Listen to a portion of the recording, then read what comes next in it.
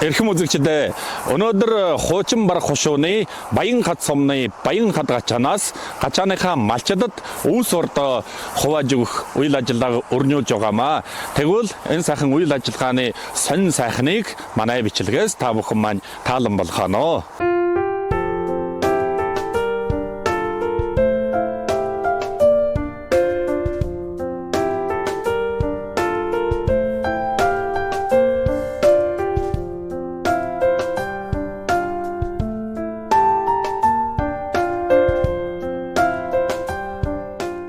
За өнөөдөр бол манай гачаа одоо нэг үрхэд бол 80 болд бордоо хуваадна.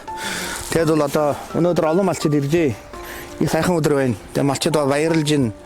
Одоо энэ ангилгын өвлийн хүйтэн цагт 80 болд бордоо өгж яхад бас их сайн уушраа. Гачаа жуулдаа баярлж байна. Мөн ч нөгөө манай гачаан дарга одоо энэ хэдэн жил одоо их сайхан адил хийж малчин төмдөө орлогыг нэмэгдүүлж их сайхан байна.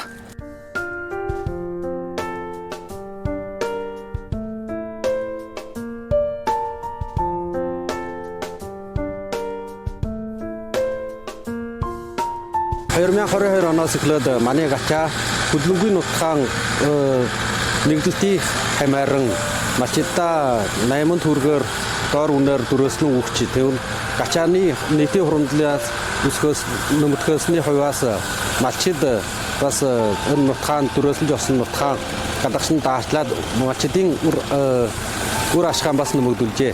Тэгвэл одоо манай хөдөлгөөний нутгаан дөрөөслснөөс гачааны нийтийн хуримтлалын жоос нэг жилдээ нийтийн хуримтлал 200 гаруй төм олж байна. Тэгээд энэ жоосоор малчдын өмөлгийн даатгалын гачаа нэгчээс нэгдэлтийг тушааж өгч байна.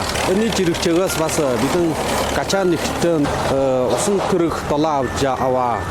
Тэгвэл хавар намрын чагд галын хугацаад малчдын галын сэргэлхийн тусдаа малчд өрх булганд гал унтраагур өрх булгандыг авч өгөө. 2024 оны 3 сард малчид гамшихаас болоод өвс бордоо туснаас гачаа нэгчээс өрх булганд нэг дүн тэжээл бордоо авч өгөө. Бүгд жоос нь 42 төм гарын төгрөгийн тэжээл бордоо аваад малчидаа үн төлөвөргүйгээр хувааж өгчээ. Баян хад гачаа дөр шатны жалаадлогоор гурвын хавруулах, гурвын нэг чагчжуулах өөрчлөлтийг хэрэгжүүлжээ. Малчдын орлогын нэмэгдүүлсээр барах бас гачааны нийтийн орлогыг нэмэгдүүлсэн байна. Өнөө яг жилийн сүүлж болж байна. Гачаанаас 30 түмэн төгрөгийн бордоогийн малчидад үн төлбөрөөр өнөөдөр яг хувааж өгч байна. Нэг өрх 8 болт бордоо олно.